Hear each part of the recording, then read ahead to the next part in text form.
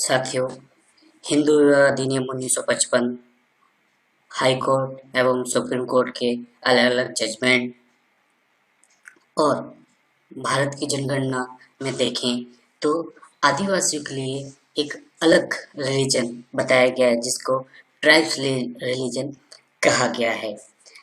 इतने सरकारी दस्तावेजों के होने के बावजूद भी जब कोई आदिवासी बच्चा अपना एग्ज़ाम का या किसी भी तरह का फॉर्म भरने जाता है, तो वहाँ पर हमेशा एक कॉलम अनिवार्य तो होता है जिसको बोलते हैं रिलीजन, धर्म।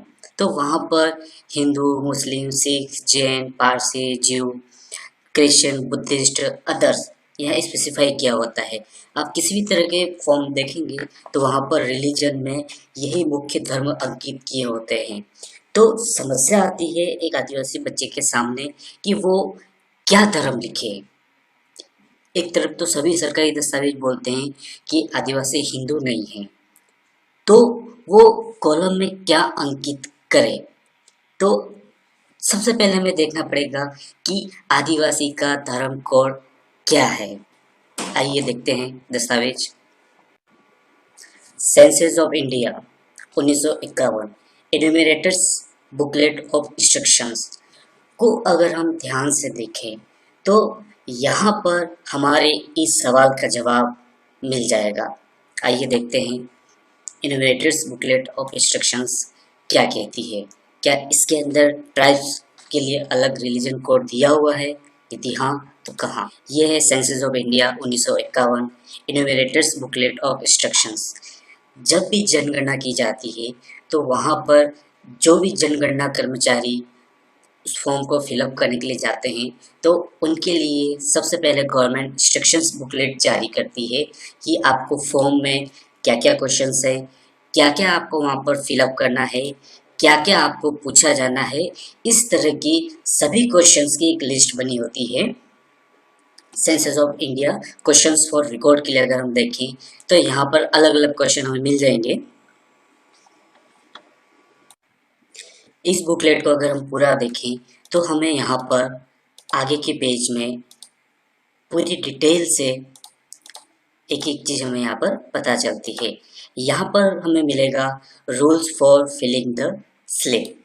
यहाँ पर जो भी हमारी बुकलेट है, क्वेश्चन है, सर्वे है, इसको भरने के लिए अलग-अलग क्वेश्चन के लिए आपको क्या लिखना है जवाब में, ये यहाँ पर बताया गया है। जैसे अगर हम यहाँ देखें question number 1 name and relationship to head of family. अगला क्वेश्चन अगर हम देखें तो अगला क्वेश्चन हमें यहाँ मिलेगा question number 2 nationality, religion and community. इसी को अगर हम आगे जाके देखें तो यहाँ पर क्लियर स्पष्ट हमें देखने को मिलेगा कि किस धर्म के लिए आपको क्या कोड अंकित करना है। आइए हम इसको जूम करके देखते हैं। साथियों, यहाँ लिखा हुआ है in part B write the religion of the person enumerated. For Hindu, write 1. For Islam, 2. For Christian, 3. For Sikh, 4. For Jain, 5. For Parsi, 6. For Buddhist, 7.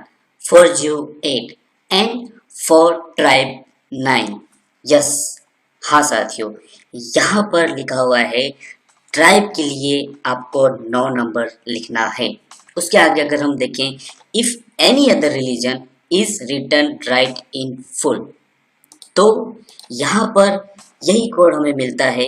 Code number 1 Hindu के लिए, कोड नंबर 9 ट्राइब के लिए। तो इससे क्लियर स्पष्ट है कि 1951 की जनगणना में आदिवासी ट्राइब, शेड्यूल ट्राइब के लिए 9 नंबर कोड अंकित था और इसको भरना जरूरी था।